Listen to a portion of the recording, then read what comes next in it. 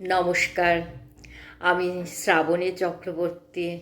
আমার লেখা স্বরচিত কবিতা তোমাদের ভালোবাসা এটাই পাঠ করছি। তোমরা বলো বৃষ্টি ভালোবাসো, কিন্তু একটু বৃষ্টি পড়লেই তোমরা ছাতা মাথায় ধরো।